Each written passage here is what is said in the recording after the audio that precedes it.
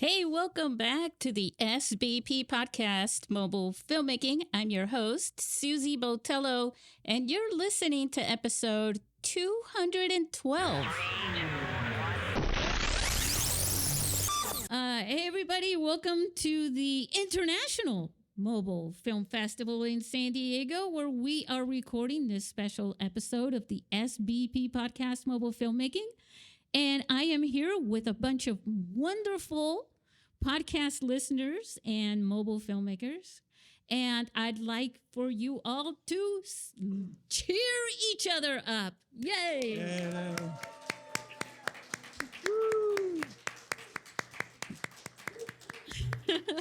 Sitting to the right is Jason Rivera.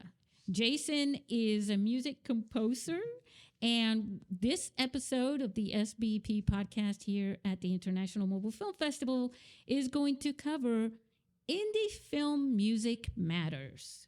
And I think this is an appropriate subject considering that we've all been watching each other's films and we have made note of how wonderful the music helps tell the story. So with that thought in mind, I'd like to change the subject and ask Jason to share a little bit about, first of all, your experience. Why are you even here? Why did I invite you? I'm not sure. Yeah, well, that's a good question, to answer. Yeah. So, hello, everybody. I got connected to this festival in 2023. So I scored a short and it made it into this festival in the 2023 Fest. And the director of that film is based out of Indiana, and he wasn't able to make it out to represent his film here. So I offered, since I'm based in LA, not too far, I offered to come out and represent his film as the composer of the film. And it was a great experience. I've been to a lot of film festivals, and mostly in LA, and none of them are like this festival. That's the thing that really struck me is I felt like, in a good way, I was kind of like hostage in this space for 2 days and the Friday night hangout as well. Right. And well, I didn't hold you hostage, Dan. It was only just a festival. Well, yeah, the festival held me hostage in a good way. It felt very much like a filmmaking camp or something like that. It was just so communal. Everybody was so nice, having meals with people, getting drinks afterwards. And so Susie and I have stayed in touch since then. I've been a guest several times on her podcasts, and yeah, that's why I'm here. You've been pretty awesome. Yeah. You too. Thank you. He also, Jason, was part of our Fade into Film panel in the beginning for quite a number of episodes, quite honestly. And then he came back a few times later. This panel that we have, it's really become more of a topics-based program as opposed to just interviews with everybody, because interviews go really in depth about the particular person, the film, how they made it, and what inspires them, their whole life. It's a great way to get something in a portfolio for them, for that film, and for their skills forever, you know? And so having the other program, which is, it started in 2023, right after meeting Jason and with a group of people, Joey Min, Levi Austin Morris, and Ryan McDonald.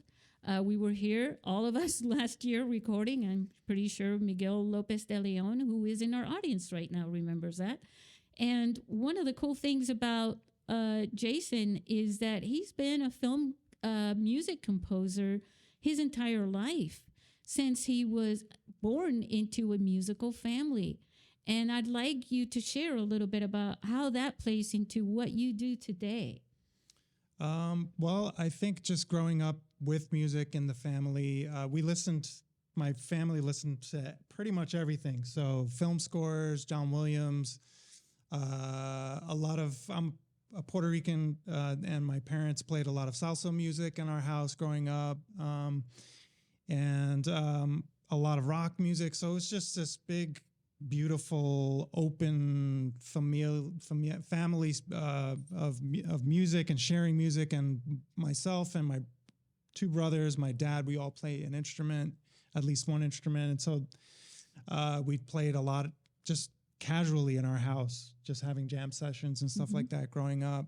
And so all that influences you. I mean, how could it not? Right. You know, you're picking up, learning how to play instruments, and just absorbing all the music in the house, just listening to my family members playing with them, listening to records, all that stuff. Kind of, I mean, those are your formative years, especially being a kid in that kind of environment is very formative. Yeah, and one of the things that I like about Jason is like he knows all the instruments, and for composing, I mean, I remember you were talking about the orchestra because you conducted that. Wouldn't you share a little bit about that experience? Because I know that was very meaningful for you. Oh, for sure. Yeah. So I studied film scoring at UCLA, and part of that program, at least at the time that I was there, you had the opportunity, both since the professors in that program were all working composers in LA, they were obviously friends with different directors. And so they would bring actual footage from like real shows, like 24 different films that they were a part of, and they'd have that raw footage and bring it in. And so we'd score those things. And then a lot of those projects, we had access to the union musicians in Los Angeles, which are the same people that play in all the big films and shows, like Simpsons, Star Wars, and you name it. Like that's the community that we had access to. And so that was incredible. I mean, these were people where you put your sheet music in front of them to play your piece, and they've never seen it or heard it before, and they just read through it once and they got it. Wow. It was pretty amazing. And so, yeah, just getting that experience and cutting my teeth with those musicians. And part of the inspiration for that was writing something that not only fit the scene that you had to score, but also something that would excite the musicians, the orchestra. And for most of those sessions, I also conducted them as well. So, I like writing for strings. And so the string players in LA are incredible, and the union musicians. And so there were a couple times where I wrote string sections for them, and after they played through it, the string section would like bang their bows on the ground out of excitement. Oh. So stuff like that was just like really awesome. Super inspiring and very educational at the same time, because you really had to have your shit together as a composer and an orchestrator and a conductor, right? Because these are like the biggest guys and gals in town as far as musicians go. And so you don't really want it to it could be a good experience, I suppose, to have your piece just bomb, right? Because you're learning, but they set the bar very high to bring really high quality music that's written well and orchestrated well, and just having all your I's dotted and T's crossed, because you're also working in a very tight time frame. Yeah, you have maybe like 10 minutes for them to first time seeing your music to playing it and recording it, and then you're out, you're done. That's also part of the reason why probably your style of working with filmmakers, you like to come in at the beginning. Yeah. Talk a little bit about that. Sure. Yeah. So not every filmmaker is open to that idea. Basically, at some point, I had heard of some composers where they get in from the beginning of a project, and I just thought that was a really interesting idea. And so I was scoring something, and I asked the director. I had a conversation with her very early on before anything was filmed. I think there was a script at that point, and she was open to working that way. And so it's a very interesting way to work. So basically, and I've probably half the projects I've worked on have been like that, where I get a script and I read through it and have some conversations with the filmmaker and start writing before anything is shot. And with that first film that I mentioned, I was writing as they were shooting. And so they were playing some of my music on the set, on location, to inform the actors as far as the environment and the vibe that the director was trying to go for with that piece. So I try to encourage people, directors, if they're open to it, to just try it with me. I find it's very creative, very collaborative. You have to kind of, as a composer, flex muscles and use your imagination in a way that's very different than having something shot. You have to kind of just get inside. I'll read a script like, I don't know, maybe 5 to 10 times before I write anything. And you just have to kind of imagine what's happening in this scene without seeing anything, And then usually I'll have a conversation that focuses a lot actually on colors, right? Because I want to know, like, what are the colors? What's the palette going to be of this thing, right? Because your music choices inform that. And a lot of people don't even realize that. Even people who make movies sometimes don't realize that aspect of the audio, the music. Yeah. No, yeah, it's super important. And in my previous life, I was a painter. And so I'm very in tune, obviously, with color, right? How could I not be? So I interpret music and I think of music in very similar ways in terms of colors. And you have, whether it's instruments or chords or, patterns in music, you can think of them as color. Right. And so if I can make those color choices in my compositions to match what the director's going after, then we can be on the same page and we can create something awesome together. Now, what about the uniqueness? You guys like uniqueness, right? A unique film, right? Any film, when you have unique music that doesn't match other things. I mean, we're talking to mobile filmmakers, but also indie filmmakers, right? And even in Hollywood films, big budget films, you find music that they're using the same music with other films. And it kind of just sort of battles you in the head because as you're watching a film, you're listening to that music and your mind is recalling another film that you watched with that music. Does that happen to you? Oh, for sure. Yeah. Yeah. I think it's really having a score that's custom to your project. I don't think you could beat that, honestly. Especially if you're working with a composer that really is invested in helping to bring your vision to life. There's going to be an intimacy between the music and the film that you wouldn't get. It would be very kind of generic to just go to like a stock music site or something, where it's just made for whatever, like who knows why, right? Who knows what the impetus was for that piece of music. It's also more confusing than you realize to go to the stock music stuff when it comes to film because I think Justin, I remember I was talking to you about the music in your film and I saw the price tag. And it's like it's not cheap, and that's why these stock people, because they know a lot of people will just grab their music and pay for those things. But if you want to make a really good film, you want to do your research about music and what kind of music you can use and for what reasons, because it's going to make a big difference. And then you have all those other people with all these other films, right, using basically a jumblee of everything that you're using too. And then when you go, oh, well, no, because this other filmmaker that I know used that one, I don't want to use that one in my film. Yeah. Makes it harder. Yeah. When you could just concentrate and focus on that from the beginning, right? With someone like you in mind. And by the way, Jason is part of this mobile filmmaking community, like big time.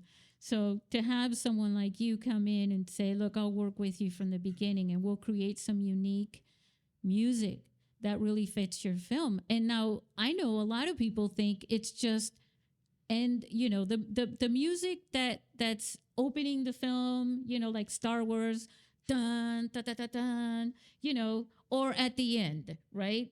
And then there's like little bits of pieces in between, but you could do all of that, right?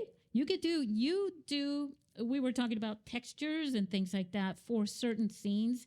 And I remember earlier we were talking about in another episode, we were talking about the music you were using for that one short that was kind of a bit of a horror film. And talk about that, as well, because I want everyone to know it's not just for the opening title and the end credits. Sure. Yeah. I mean, I think of myself as part of the storytelling team in a film. And I really, over time, have discovered how every person working on a film really is part of the storytelling. So, and every element has the potential to be a part of the storytelling of a particular film. So, and by that, I mean, like, lighting to me can be a character in a film if it's done really well. Same thing with music. And so the wonderful thing, I mean, I can work with a film that's completely edited and locked, and I've done that. It's just different than working based off of a script before I see anything as far as footage goes. But really, you're telling a story through the score, and so ideally, it would be this thread that runs through a project, through a film, from beginning to end. You're telling a story, and you can use different techniques to kind of to do that, and to tease out certain things that you want to maybe. I mean, you're emoting. You're emoting, Yep. And it can be very selective. I think in the old days, older films. Film scores really kind of hit you over the head a little bit sometimes, and that's fine. That's just the period of time. And some people like to work like that now still, and that's totally cool if it works with the film. But I feel like nowadays audiences are much more sophisticated, and so your music doesn't have to do that as a composer. Like, you can still be telling the story and supporting that in the film. Without having to be so heavy-handed. And then there's techniques. That's up to me to know how to do that as a composer. There's techniques to be able to do that. But ultimately, I'm there serving the story, right? I'm serving somebody else's vision. Like, what I think it should be doesn't really matter because it's not my film, And so I'm there in service of the filmmaker and in service of the story. And yeah, it's basically, I'm there. Every piece of music I write for a film is to support that from the beginning to the end. And I think, to me, ideally, that's what it should do. What would you say is your forte, as far as, do you have one even? As far as what? As far as like the genre of music that you really enjoy working with the most for films? So the genre of film. Yeah. Okay. I actually like writing action music. I haven't had a lot of chance to do that, but that's pretty challenging and fun. I've written several thriller and horror scores, and I find that incredibly fun too, because it's very open-ended, and there's been enough history in that genre where there's been so many different stylistic approaches music-wise to scoring a horror or a thriller film that you can pick and choose from. And it runs the gamut from things that are maybe more traditional, using strings, although you could use orchestra in a very experimental way too, to, John Carpenter, synthesizer heavy. And so it's a very free genre to work in. And so, yeah, I've scored, I mean, if someone comes to me and says they have a thriller or a horror film that they're working on, and they're interested in me potentially scoring it, my ears kind of go up a little bit because I get a little excited about that at the possibility. And yeah, so that makes a lot of sense. Jason, just share a little bit about what I said at the beginning to kind of wrap this up a little bit. Where does this talent, is it more talent than skill, or is it skill and talent? I know it's a difficult question, but asking you that question, I feel like it's appropriate. For you, is it more skill than talent, or do you think it's talent and then the skill help bring up the talent? I think instincts play a huge part of it. Some people just have really good musical instincts and they're born with that. And I think that can only help you, but it's not everything. I mean, there's so many skills that go into being able to score something properly, effectively. Yeah. And you don't necessarily have to be educated in composing or, classically to be able to do that. But you do, I think, in my experience, so I came up playing in a lot of bands, and from basically the time I was a teenager up until my adulthood. And that is where you're making whatever you want as a musician and a collaborator, right? And so that was quite a transition for me to make, is to learn not only the technical skills of scoring and the expectations and different tricks and approaches, but also one of the big things for me was learning that, first of all, that I can't just do whatever I want when I'm scoring something. It seems obvious, but when you're have spent decades as an independent musician and collaborator, that's a big hurdle to get over. And then the next level of that was learning, I'm actually a storyteller now, because I could only imagine there are some probably composers that are like, this is my opportunity. I get to do this in this movie. I want my music everywhere so that I could show it to everybody. Say, look, that's mine, that's mine, that's mine, that's mine. But having a heart for it, right, makes you go, well, I'd rather get the reputation of being, a really good composer who works for the filmmaker, other than working on one film. It's all you. Yeah. Right? Yeah. That's tricky. And I feel like I see that more with people that come from a non-film scoring background like I did. Right. And then they make that transition to scoring something and they'll fight the filmmaker. Yeah. And it's kind of, I understand it, but that is kind of something that could be a little bit tricky working with someone who doesn't come from a scoring background or doesn't have a lot of experience with it, because again, they just kind of, like you said, they just want to kind of do their thing on it. Yeah. They want to brand the movie. It's all about me. I don't think it's really that bad, but I think sometimes you see the opportunity and you're going, well, I'll do that. It's one of the things that I like about Jason is that, Jason, for you guys who are listening at home who weren't here, you've heard Jason in the podcast a bunch of times. And one of the cool things about Jason is that he's so open to working with people to make sure that they succeed. And I think that's the reality in your field, because you're not the filmmaker, like at any point. And you have to sort of kind of temper down your expectation of how much credit, because when the awards come, right, most film festivals don't have, I wish we could, film composer, the music composer, sorry about that, the boom operator, all these awards, but you have to understand that if you're working on the project, it's all one. You're a part of that team. And if that project succeeds, then you succeed. And don't forget to claim your credit, because in this industry, if your name is not in the credits, it never happened. It's like you went to Vegas.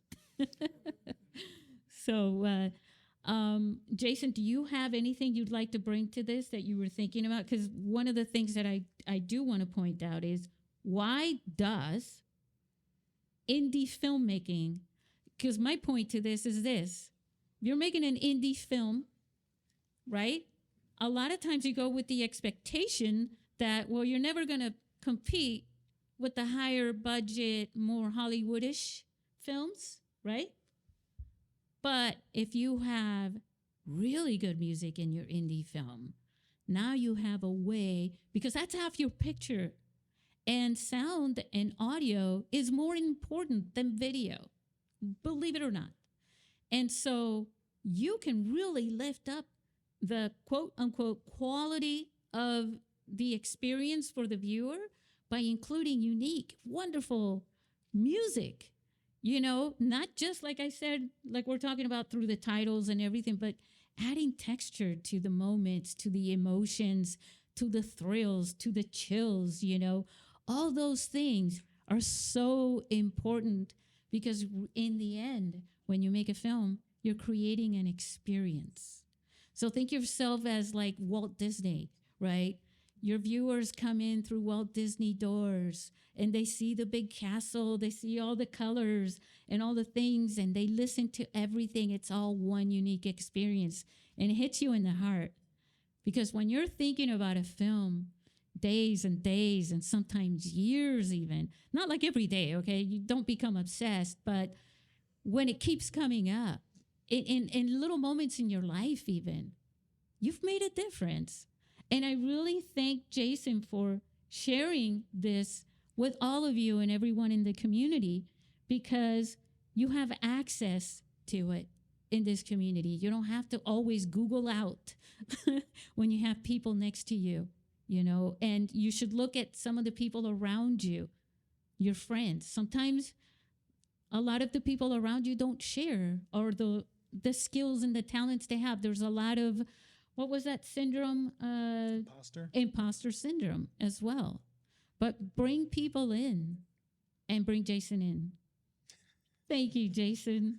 Thank you for having me. And I just want to say, I've never made a film to this point in time. So I'm very humbled to be in all of your presence at this festival. And I just think it's awesome that you're putting your work out there. Thank you. Hey, what about it? You guys enjoy that?